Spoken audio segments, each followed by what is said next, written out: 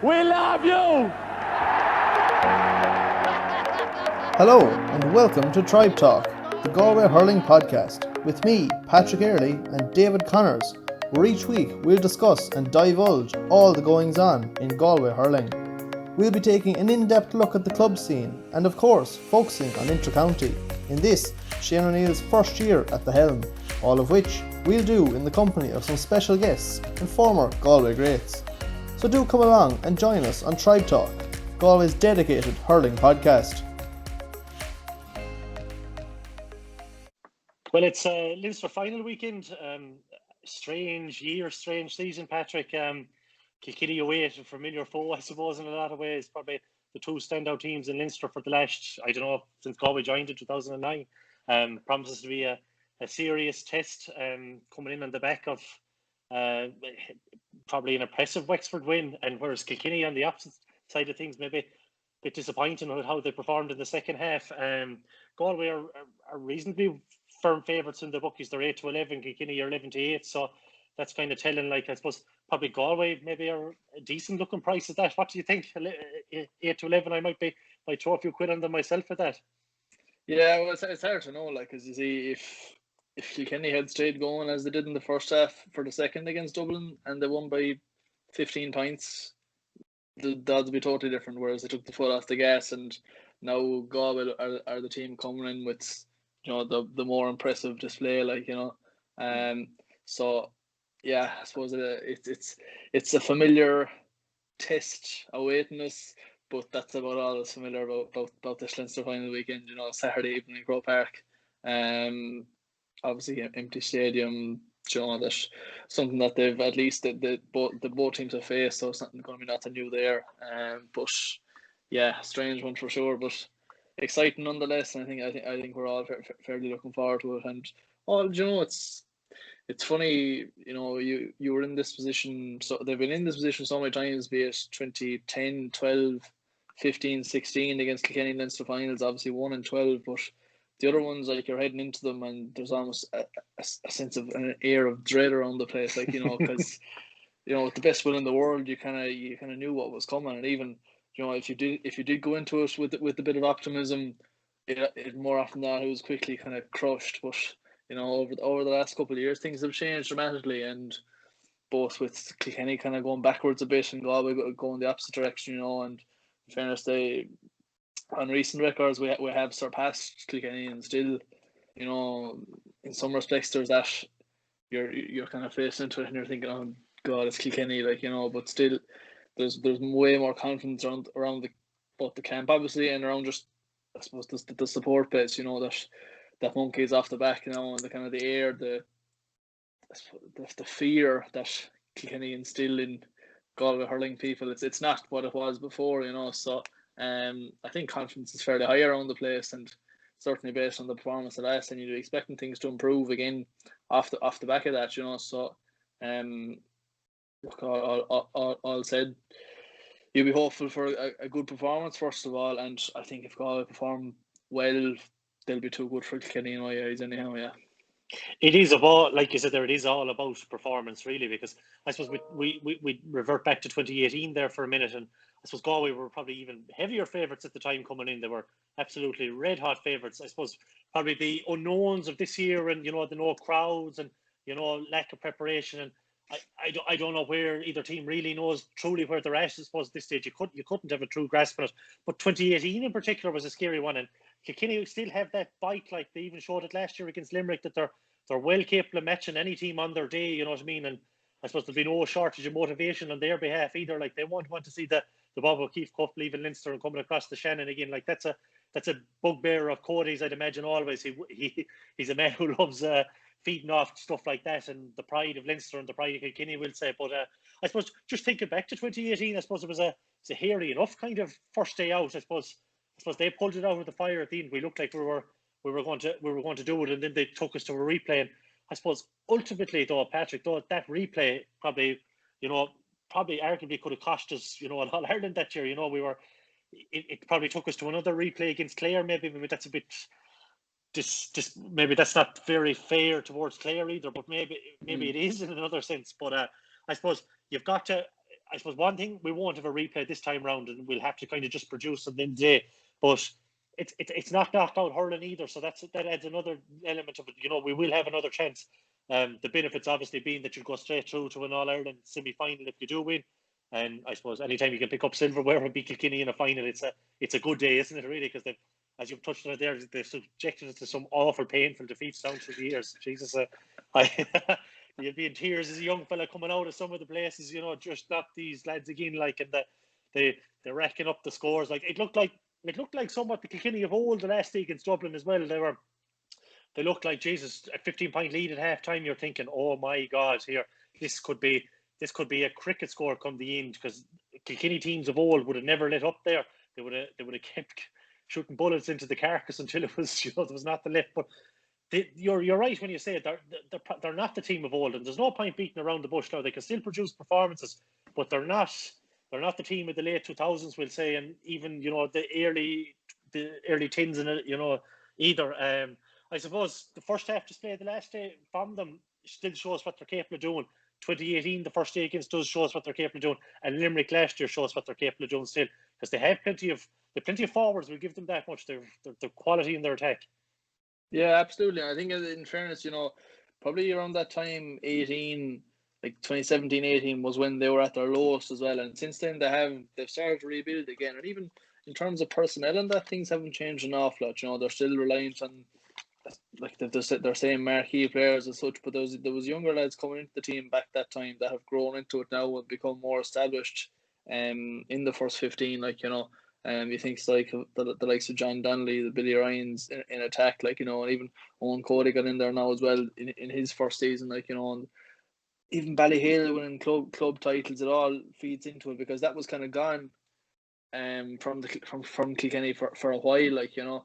Underage success hasn't been the same, obviously, with Galway dominant at minor level, and Under 1 it's been spread around a bit, but still they haven't been having success there either, you know. So eventually that does catch up with you, and it did catch up with them for a couple of years, but I do think they're heading back on an upward trajectory. And, you know, that first half performance the last day, as you say, while it was hugely impressive, you know, I think anyone that looked at Cork and Dublin last Saturday as well, it kind of puts that into perspective too, because Dublin were fairly cat, to be fair, and last week, you know.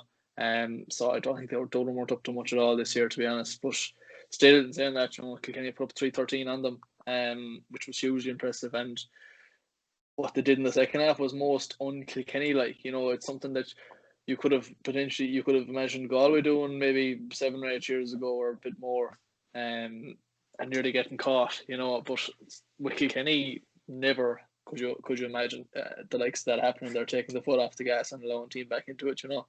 I was just thinking as well about the whole Croke Park element, and, you know, when I saw that all the fixtures in the Leinster Championship this year were going to be in Croke Park, I was kind of face lit up a small, because, like, geez, you know, Croke Park, we love Croke Park.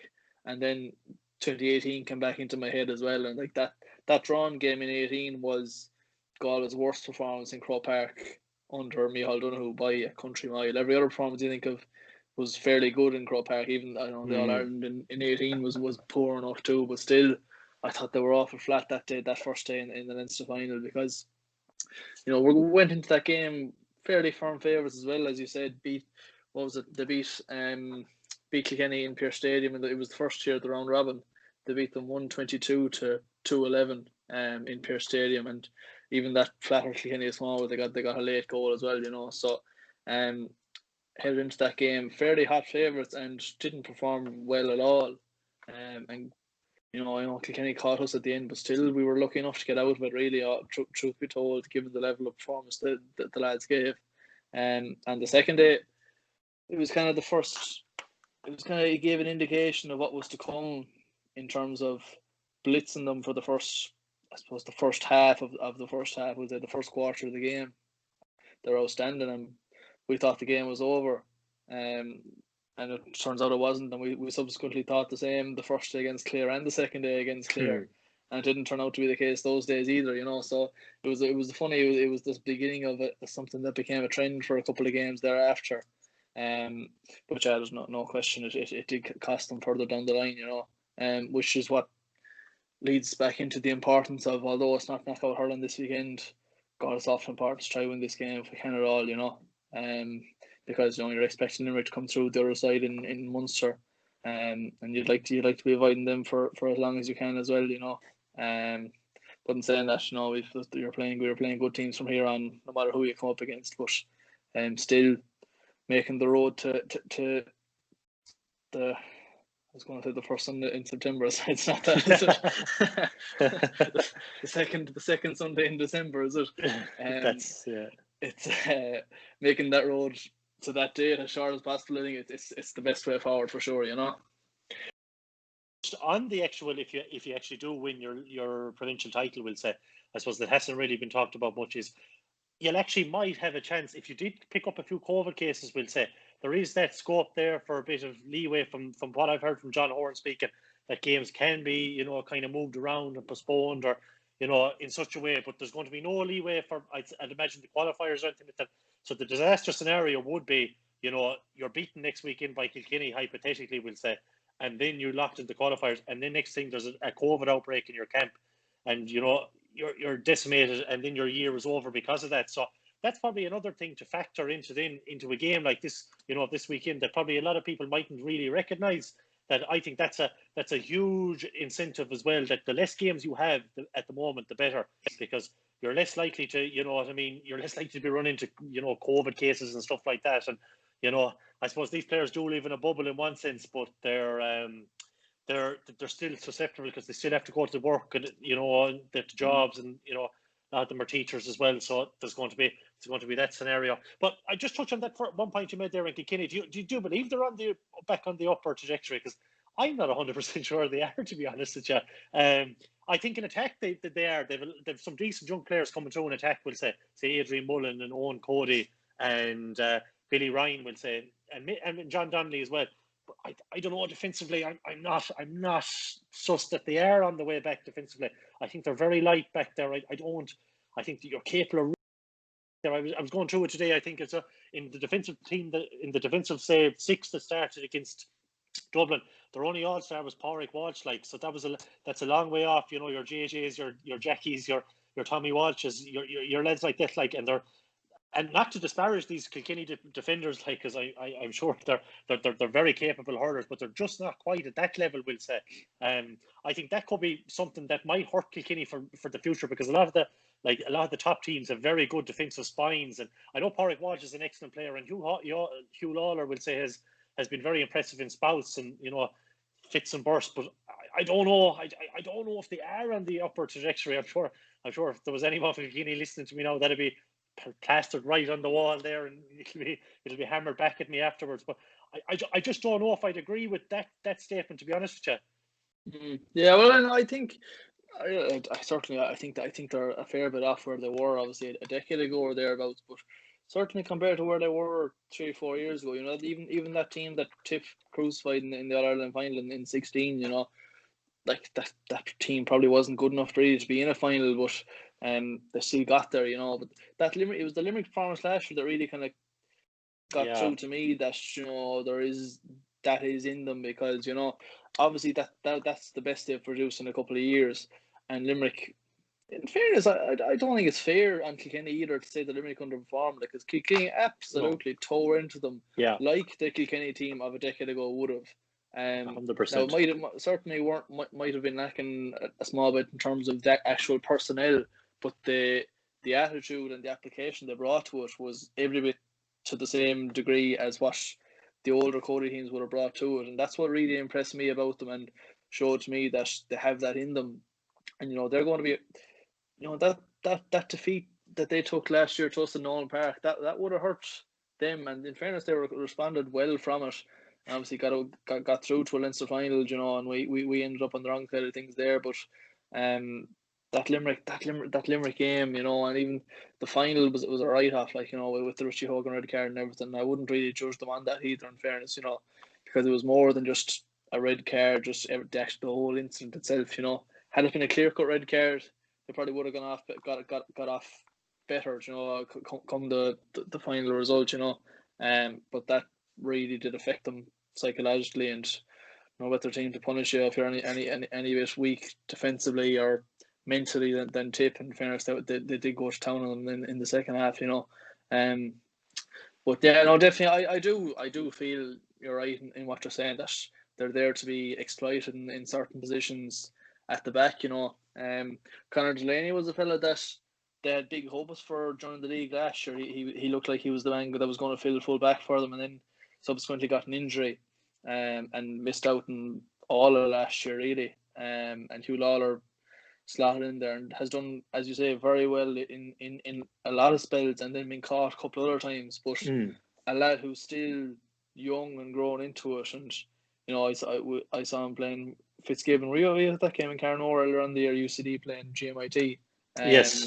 He was just huge presence that day as well. A lad who has all the attributes to become a top class defender, in fairness,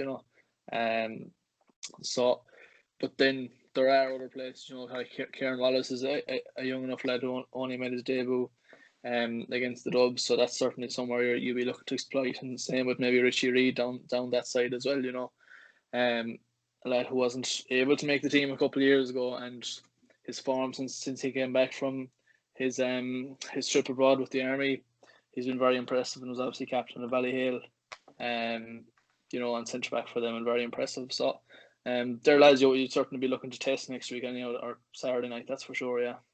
Yeah, I suppose instead of the negatives, then we'll focus on the positives, and they have TJ. We'll say, arguably the best player in the country at the moment, like arguably now, and that's debatable, but he's definitely top 3, if not top 2, if not top 1. Yeah. But he makes everything tick for them. Like, so it's probably crucial. We'll go into matchups maybe in a little bit, but between himself and Finlay, like they're devastating, and they showed against Dublin in the first half what they're capable of.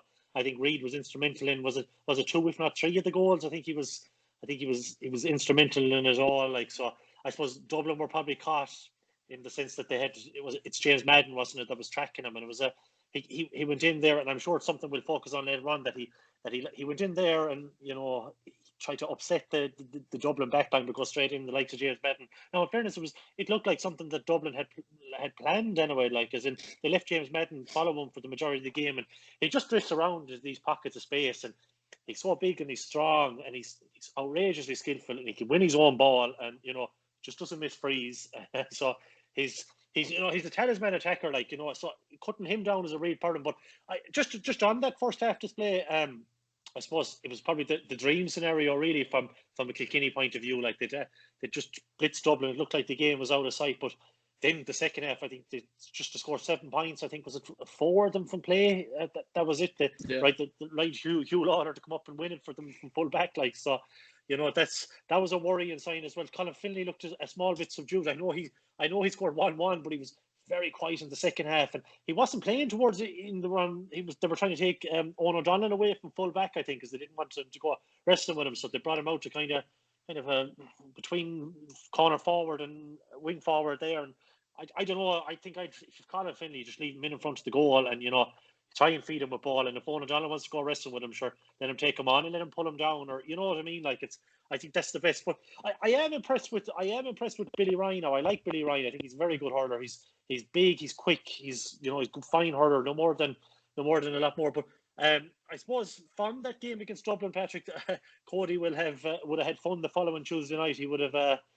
I could only imagine the dressing down he actually gave those Kilkenny players for the second half show. Now he wasn't too vocal in the media, but he's a completely different animal when they went back to training there, because I know they've got a training camp, and I'm sure he would have absolutely let rip.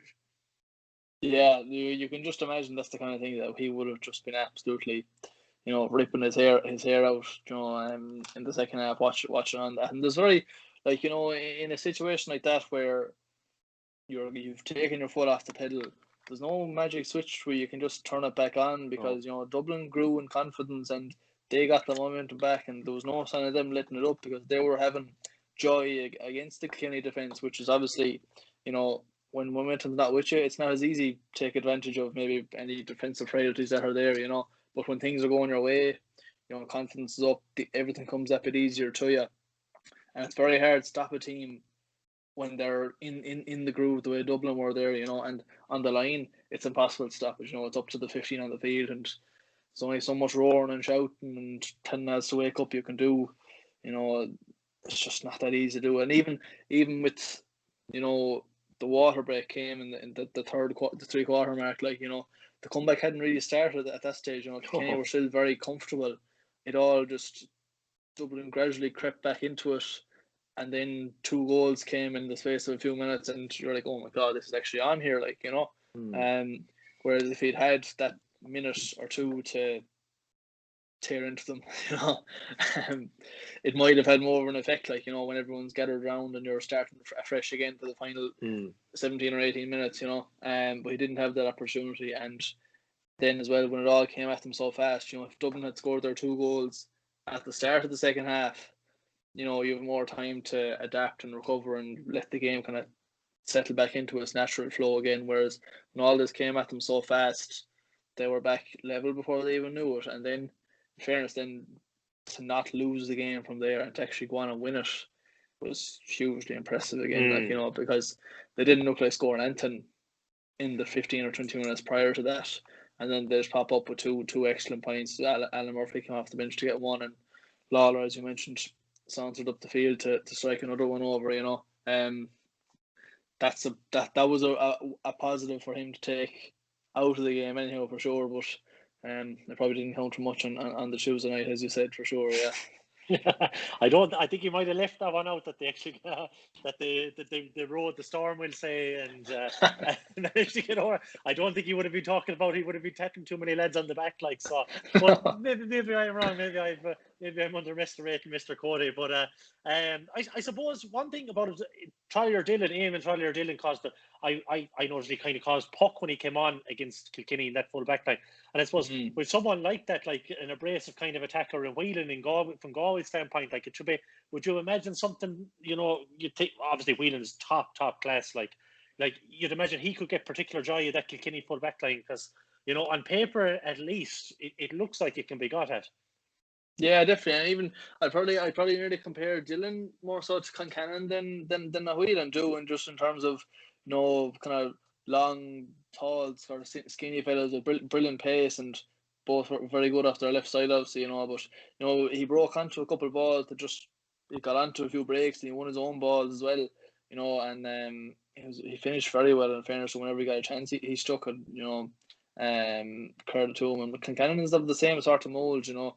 And he's a lad who, you know, obviously we even his debut came against Kilkenny that day in 2018 in the stadium, if you remember, and he won a couple of balls out in front that day, you know, and which was a really positive sign for me on his debut. And he's that sort of a lad who, it doesn't matter who he's on, he's going tearing out that ball and getting there first. And as a Kilkenny cornerback, be it Wallace or Delaney or whoever might be on Concannon, that's your worst nightmare. And he's a lad who's sharp as well, you know, and going into the game confident, you know. So if the first ball or two goes his way as well, no more than Flynn, if Concannon gets on a roll, it's impossible to do anything with him, like, you know. Like, even if you consider the point he got against Wexford, the last one he got from the sideline that he was Hawkeye for the week before last, you know, when you're a confident player, it's easier to score that, you know.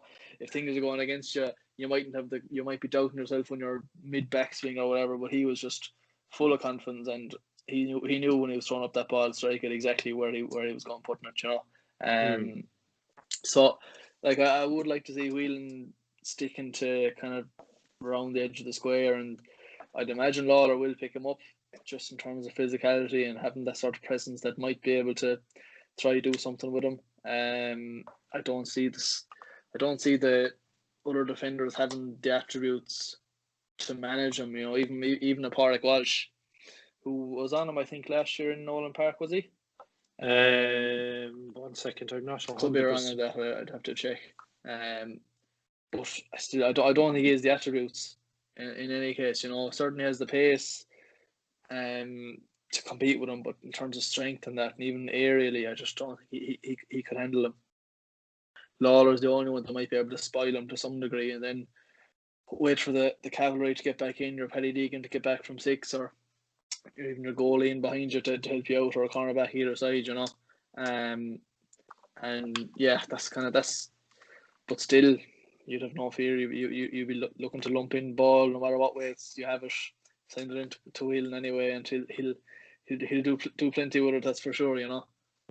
That's it, or he'll break into the Patrick and Cannon or Flynn, or he'll break. So just on that, like I suppose Whelan and Cannon, they scored 1-2 apiece last year in Nolan Park as well. You know what I mean? So that's encouraging signs that they can definitely get at Kilkenny. I suppose another area, I suppose we're just looking at Kilkenny maybe here for a minute, that it might be a little bit inexperienced in, but you've earmarked it here would be the right side of their defence, I suppose, with Kieran Wallace and Richie Reid. They're probably two lads with not a whole lot of inter-county experience there. So, like, in terms of a Galway standpoint, you'd have Connor Cooney maybe on one, and probably maybe Concannon on the other, or Whelan might pull out that side as well. But as you earmarked, so that's definitely something there. If you'd Concannon and Connor Cooney, we'll say if they were to line out like the last day, that's an area that Galway could be looking to get on top.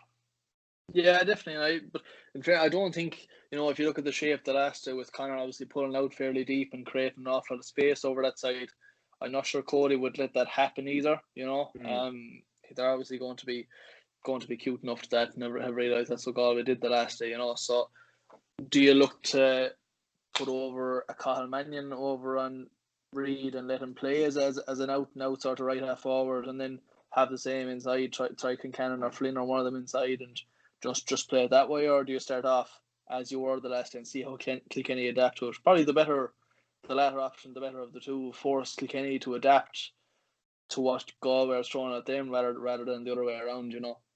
I certainly think that in terms of attack, that's the way to go about it.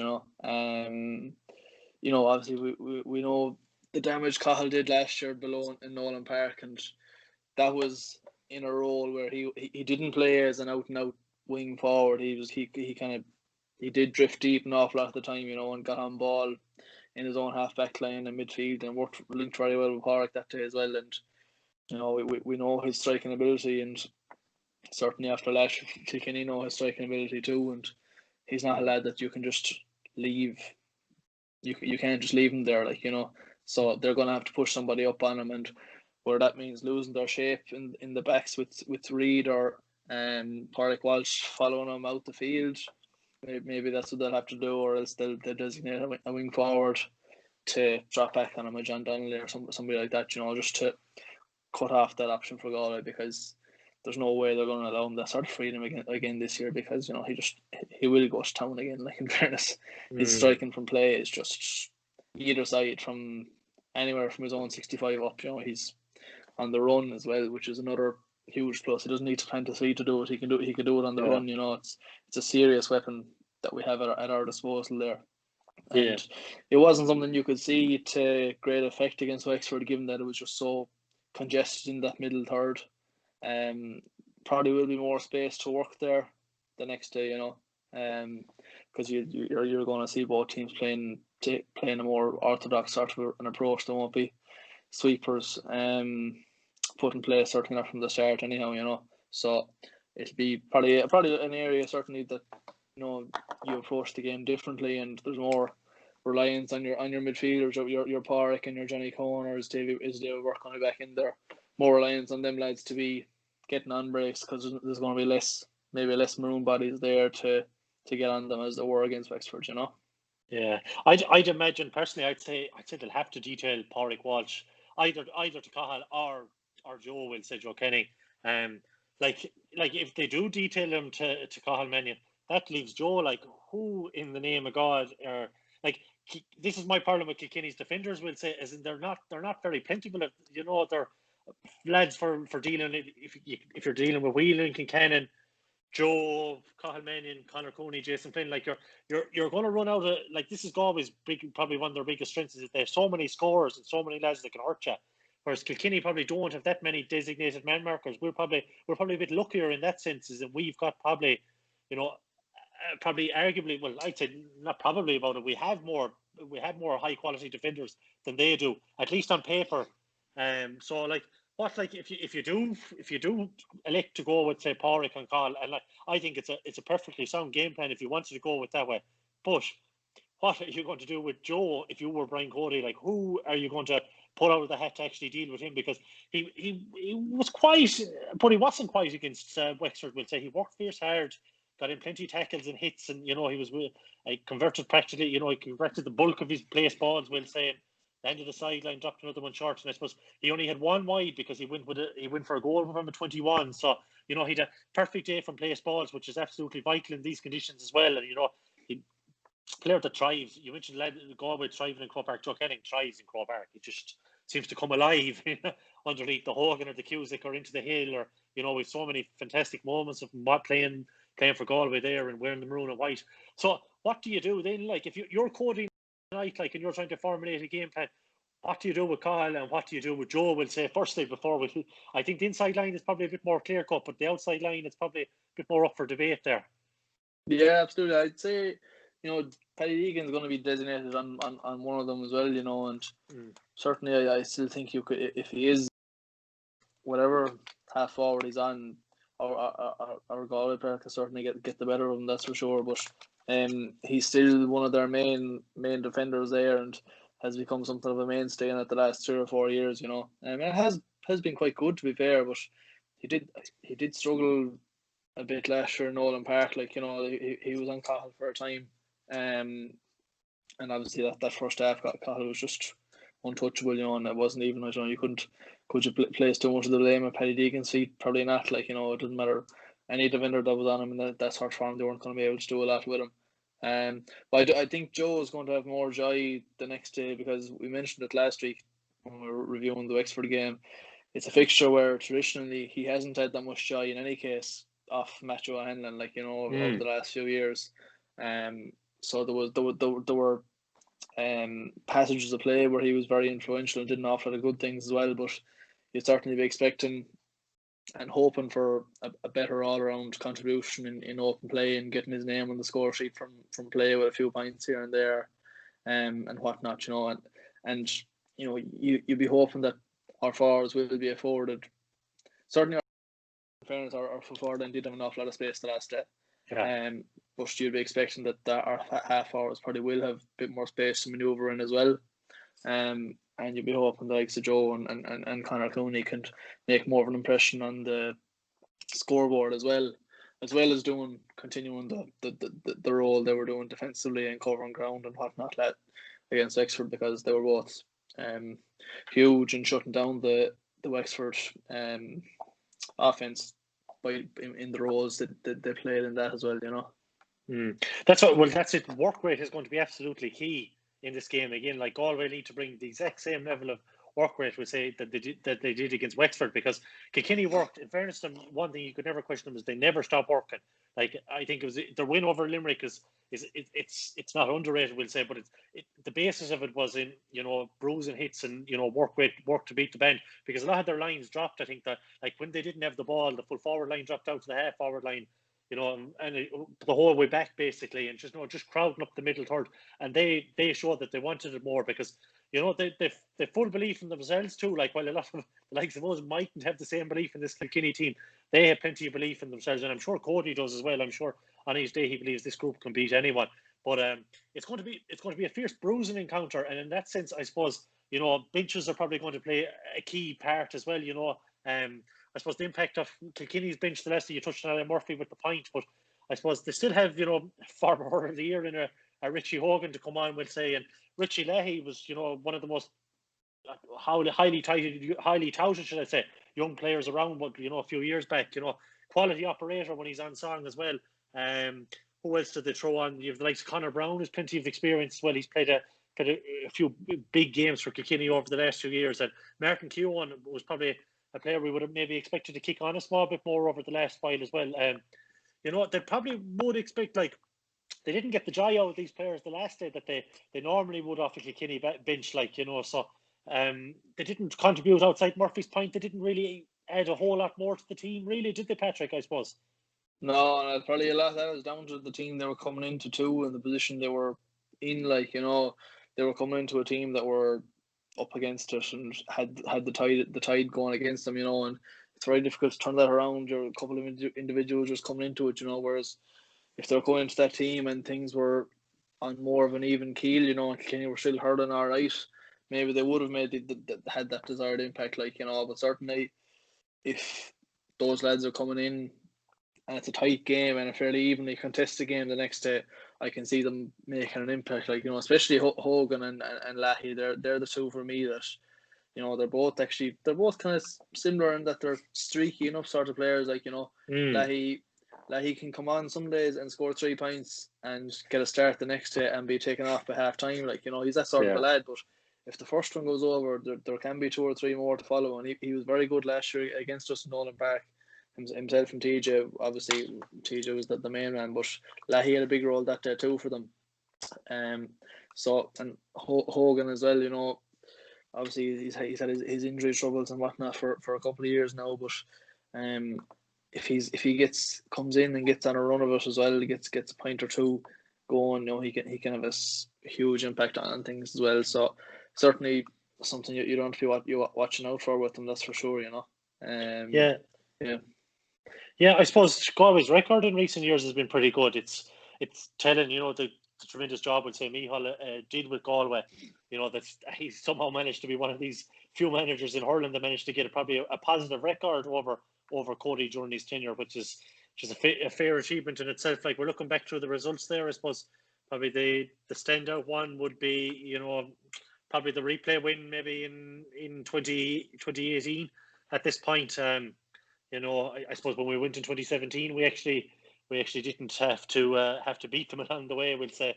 You know, so that was probably something that Galway would have set out, that they probably would have wanted to say, right, that they were more than capable of beating the Kilkenny team. You know what I mean? Rather than, you know, like that criticism that's often levelled at maybe Clare in the past when they won in 2013, that maybe, you know, they didn't beat the Tips or the Kilkennys of this world. Now, I don't think that lessens any All Ireland, but you'll get a few Tipperary and Kilkenny people out there that'll say a small bit different. But the record has been really good in recent years, and you touched on it there earlier on.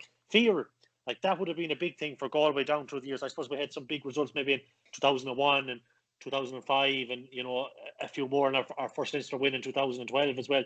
They would have been big wins over Kilkenny. But I suppose the days that really mattered in the past, we probably didn't produce in finals, we'll say, you know, and we all have our experience of the All Ireland finals in them, and, you know, the misery they'd rate, where we probably left a couple behind us as well. You know, big lead built up in 2015, no need to let it go, and taken to a replay in 2012, and we probably could have won it, you know, that day as well. But I suppose we might have been considered lucky to draw for a finish. The fear factor is gone, though, isn't it, Patrick? It's not just me saying that now. We could end up getting a hiding at the weekend and then say, there's your fear factor again. But I just don't see it happening. I just don't see this group of players actually, from a Galway standpoint, of actually fearing anyone, not just Kilkenny. I think no matter who they take the field against, they'll say, we're every bit as good as them. You know, even at our worst, we'll give them a game of it anyway. Yeah, no, I fully agree, because even, you know, if you think about that final in 15, you know, when we're in such a good position at half time, but Kilkenny came out and they just started bullying Galway in the second half, and, you know, Galway just submitted to it way too easily, like, you know. And I think had that been another team, that it wouldn't have happened. And even if you played a team like a Tip or a Cork or somebody that started the second half of that final well, I still think Galway could have probably gotten back into it, you know, and maybe gone on to win it or what. But against Kilkenny, even that day, you know, once you saw Galway relinquishing whatever it was, a 5-6 point lead at half time, and going level and then going a point behind, you kind of you're resigned to your fate straight away, even though it's very much, in terms of the scoreboard, it's game on, like, you know, there's a point in it, and however many minutes left, like, you know. But when you're playing Kilkenny and they have the foot in the throat like that against you, you know, it's just, especially against Galway as well, you know, you're just not getting out of it, and they didn't, like.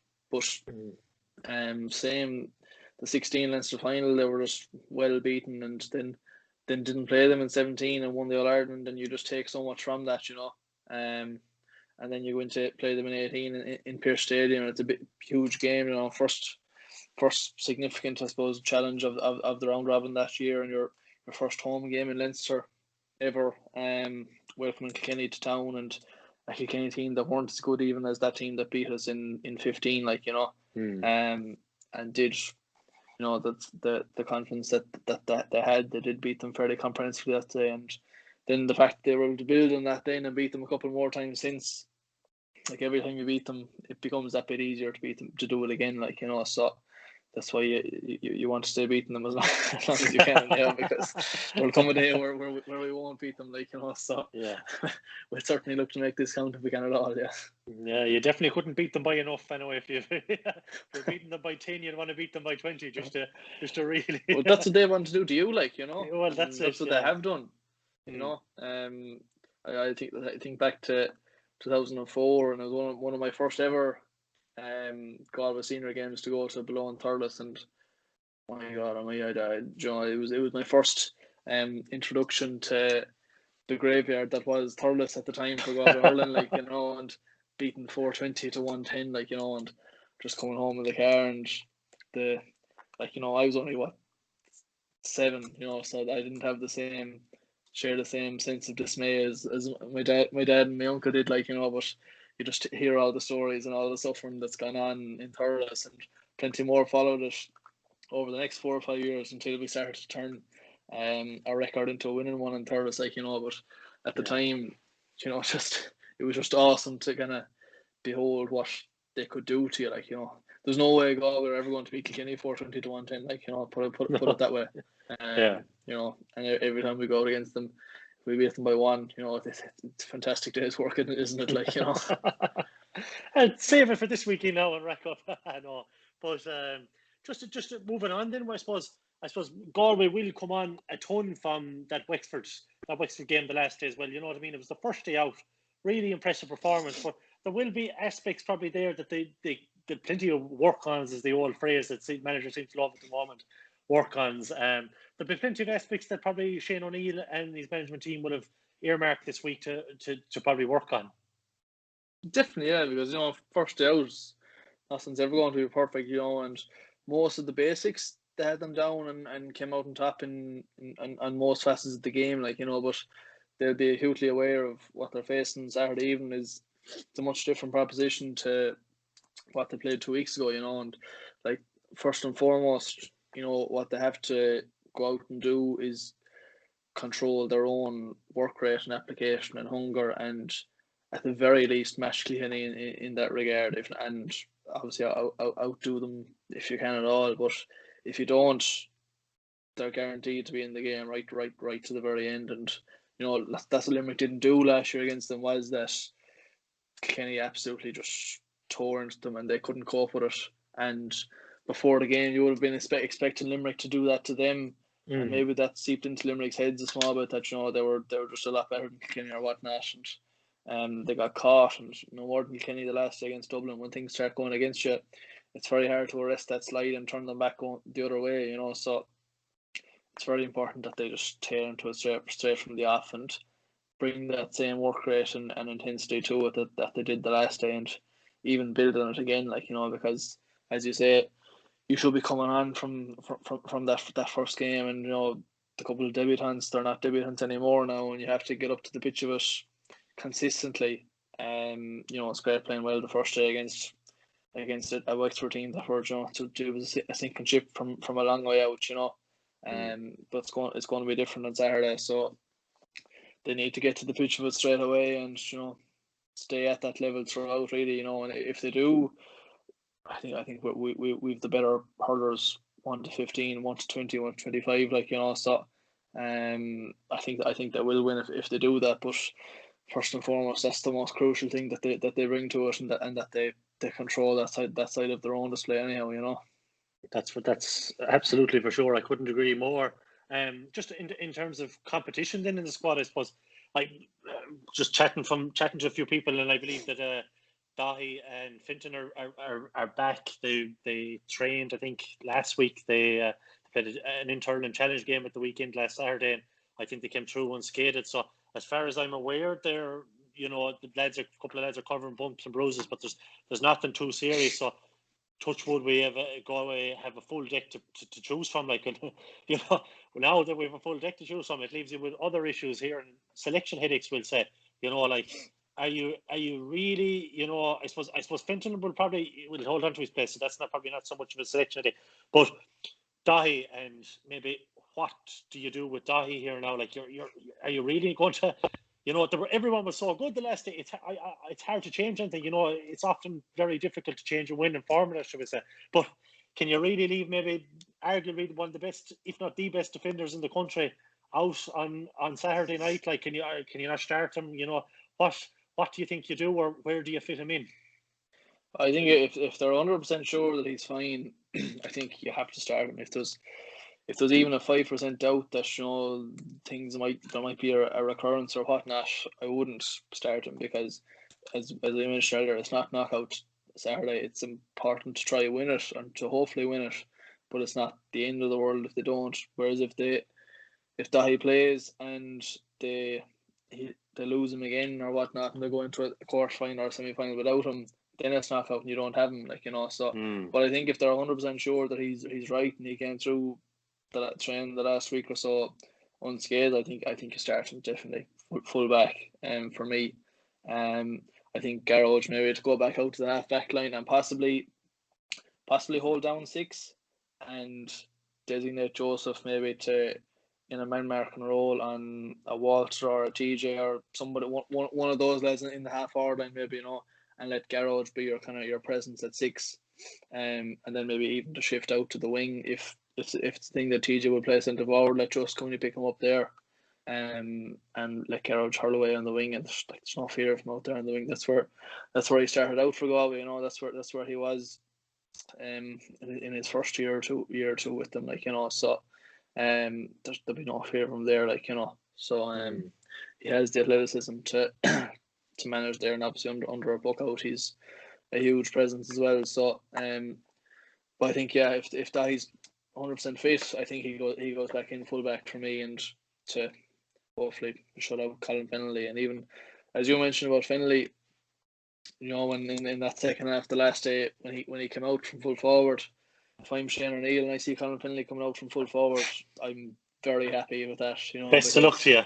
Yeah, he doesn't have the same impact from further out the field. He probably doesn't have the natural skills in his strike. It wouldn't be, the same that he'd be picking off points from halfway the way the likes of a Cahamania would or whatnot. But around the goal, he's so effective, and his finishing from goal chances is outstanding. His decision making in those positions is always spot on.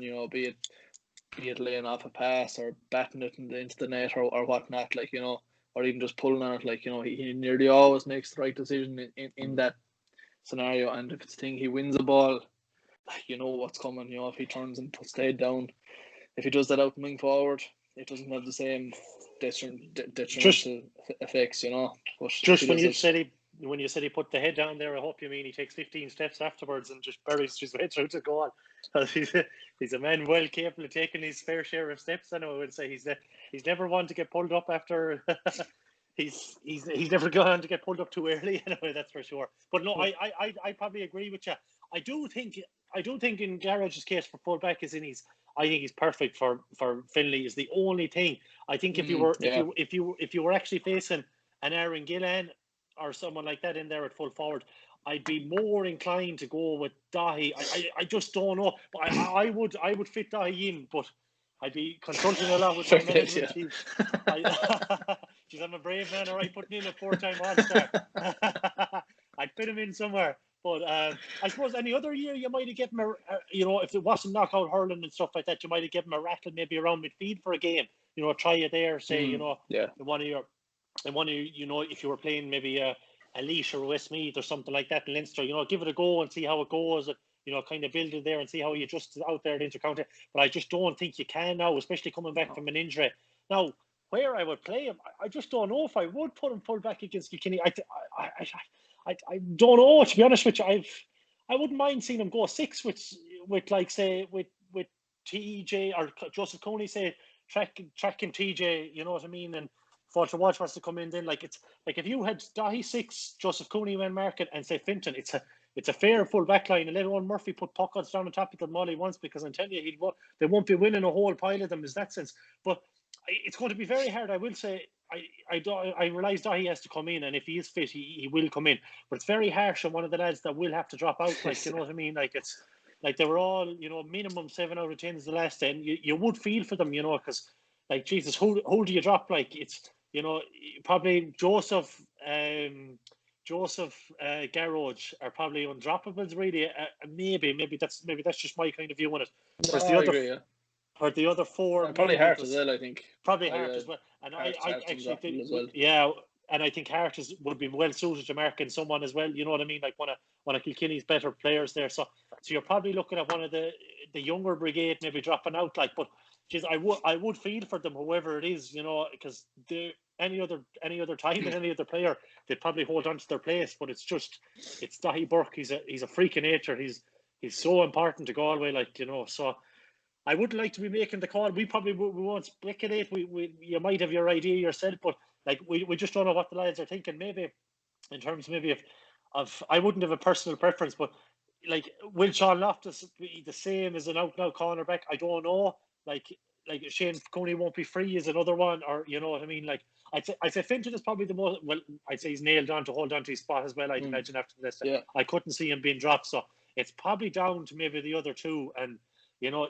Arguably, you could maybe toss a coin between them. Like they picked off 3 points from playing between the two of them as well. So, Jesus, like it's a headache for the boys. It's one I'm glad I'm not making, and I can sit back and you know talk about whatever decision they make, and you know it's easier for us than it is for them. Yeah, well, it's a great predicament to have too. Like, you know, because we were long enough with the issue that we had plenty of forwards, but we were stuck at the back, like, you know. But we're not, thank God, at the minute, which is great, like, you know. Because like we raised Joey as well there that can slot in. You know, we're talking about him in the notes here in any line of the field, really, like, you know. All-Star nominee, a cornerback, scored 2 points against Kilkenny last year at wing forward, like, you know, and has plenty of experience midfield and the half back line as well, you know. So he's another brilliant option to have in terms of his what's the word, I can't remember the word off the top of my head, but that he can play so many different lines, like, you know. That's the word. Come on, yeah. Hey. But you know, it's it probably depends if they have matchups in mind too. You know, does a Shane Cooney or a Loftus or a Finton fit this forward better than the other two lads will say? You know, that all comes into it, like, you know, because the days of just going out and playing 6-on-6 in at the back, you know, it's gone. Like, you know, it's every decision you make is a calculated one, you know. So do they think that somebody is better fixed for that? Like, you know, because if you're saying it is, like, just for argument's sake, you're thinking of Colin Penley and you're putting Sean Loftus or Shane Cooney on him, like, you're putting it's going to be Shane Cooney, like, you know. That's not even, that's no disrespect to Loftus, just Shane Cooney is better suited to Mark Finley, but maybe Sean Loftus is better suited than Shane Cooney to Mark and Owen Cody, you know. You just don't know what management are thinking there, and that comes into it, you know. So all we'll be doing is speculating, so we'll leave them to make the call, and when we see the actual team, maybe we can try shed a bit more light on what might happen, you know. But until then, it's just guessing really what back six that actually go with, you know. The other side of it then is from there up, you have David Burke to potentially come back in as well, and you know, are you going to upset that midfield sector that played so well the last day and that complemented each other so well with Pádraig and Johnny Cohen, you know? You know, do Kilkenny have the same sort of a key player in midfield as a D O'Keefe that you might want Johnny Cohen to tag? Probably not. So in that case, is there an argument that Pádraig Mannion and David Burke might just be the dream midfield pairing for Galway? You know, we don't really know. Like, obviously the last day, Killian Buckley and Conor Fogarty in there, who are two excellent hurlers in their own right, you know. Buckley still, for me, hasn't really got back to the same level he was at 3-4 years ago since that injury, you know. But this will be the kind of day where he would get back to that form, and if he is a lad playing in that form, he's a fella that you want to shut down, and you maybe do designate somebody to try do a job on him, you know. You know, and you also have the option, obviously, of a David Burke maybe at wing forward or something like that. But like, do you want to upset that half hour line from the last day of Connor, Joe, and Carl? I'm not so sure either. Like, you know, again, it was a line that worked very well together last week, and you know, if you're if you're putting David in on the wing and shoving Connor back into the inside line, I think Connor Cooney's better off out in the half forward line, really, myself, So again, speculation is all we can do on it, but can you afford to leave David Burke out? Is he a four-time All-Star, if not 5? Yeah, 4. 4. Can you afford to leave a player of that caliber out? And again, no more than with Ado, it depends how they're training in there as well, because their club form only counts for so much. Ado struggled a bit in our last couple of games with injury, and didn't obviously wouldn't have been hurling his best and was trying to stop Conor Whelan in our last game. And David Burke was obviously struggling in the county final, as we now know, with that foot injury. And in other games was brilliant in spells and quiet in other spells. So their training form is probably very important in the grand scheme of things as well. So again, we're not the ones to decide how that's going. So the lads in the best position to make the calls are the ones that are making the call, thankfully. So we'll leave it in their capable hands. Don't sell yourself short. Yeah, that's what they should do. But I just think on that, I think David had probably, he did come on in was it against Tip in the league this year, and I thought he had a big impact off the bench. Maybe maybe the inter-county, if you get him half an hour towards the end, you know what I mean, when the Galway need to turn the game, or they need a bit of stability and experience on there, that could be something he could do. I find it very hard to move that midfield duo now. I get what you're saying, like that Cohen did have a detailed man marking job, I'd say, on D. O'Keefe, but he did. He's well capable of hurling there, and he's got a great engine on him as well. It's always, if you want to tinker with some spots, but you probably don't want to tinker with others. I don't see any change in the attack. Now that's just me. I don't think there's going to be changes in midfield either. But I suppose if you're going to make the change, then it could be defensively. I'd say the training game on Saturday was hair and skin flying. We'll say. I'd say it was a cracker. If you could only look in over the fences and wherever it was on. I didn't hear now, to be honest with you. But I'd say there's so many lads pushing, and there's such a great competitiveness in the squad at the moment, and that's something that O'Neill is always mentioning. He's always thrown out the line that he wants to create a competitive squad, and I'd say I don't recall a Galway squad ever being as competitive at this. Like, we're looking at this here, like, and we're trying to slot in 2 4-time All-Stars, whereas maybe in past years there were certainties and there was no other places. They were going in from the start, and you were kind of slotting in places around them. Whereas I think O'Neill has kind of picked a lot of lads on club form. Just, you mentioned Adrian Toohey there. I suppose he's hurling in Nolan Park last year was one of the best games I'd seen him play for Galway. He was outstanding. And like, if you wanted Conor Cooney maybe to empty the tank, say, for 50 minutes and then bring him on as a kind of a hard working wing forward there, was capable of scoring, and he's got pace as well. That could work. Or you could see him on a midfield is another thing as well. You know what I mean? Like, he's capable of playing there, and he has in the past as well. It's going to be fierce interesting. I suppose we'll probably just go out on a limb here, and we'll say, who do you see picking up TJ and who do you see picking up Colin Finlay? I think you've already touched on that. You expect maybe Dahi to go full back, and then who's the other one? Then who do you think will Joseph visit for TJ? That's my plan anyhow. That's Shane. I hope you're listening, Shane. send the check in the post, Shane, for the technical analysis. Well, I suppose we'll probably just we'll wrap up here. Two kind of questions we'll throw out here to you. Are Kilkenny a better team than last year? Do you think they're a better side than the team we locked horns with in Nolan Park? I think so. Anyhow, personally, yeah, I do. Yeah, just again, a lot of based on that Limerick performance, and I'm basing that on the fact that that scope is in them, and it's a similar team that's going to be playing the next day, and if they raise it to that level and perform like that, you'll have a fair job to beat them. If they don't raise it to that, we will beat them, So it's just the fact that we now know that they have that scope in them that makes me believe that they are a better team. Yeah.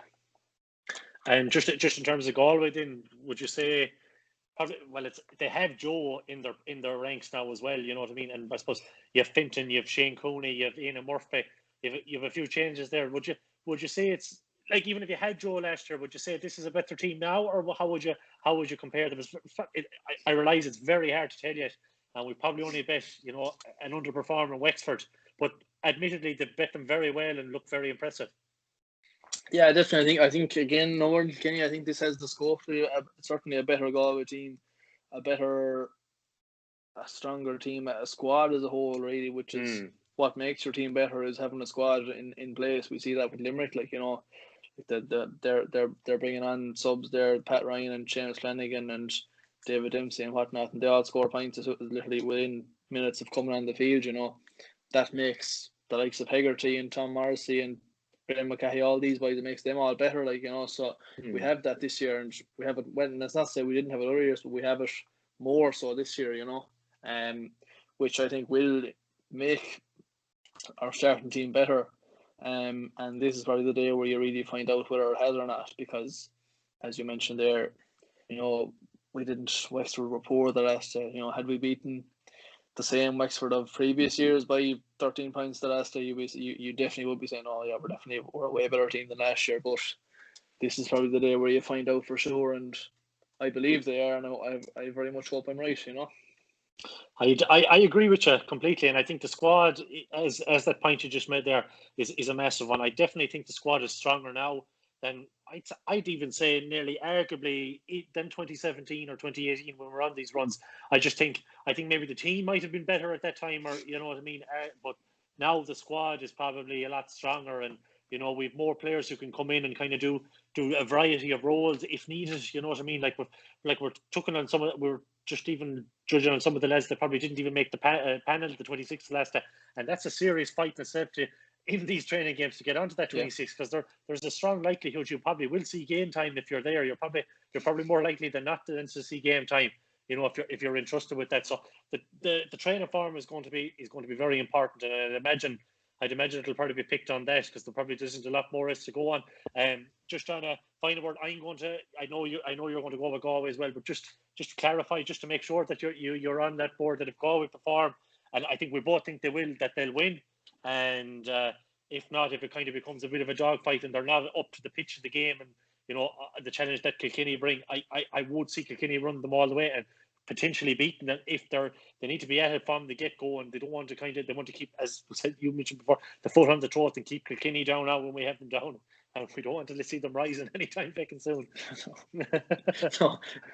Yeah, Leinster could become very painful again if we allow that to happen. So it's been very enjoyable in Leinster the last few years, and we'd like to keep it that way, really, wouldn't we?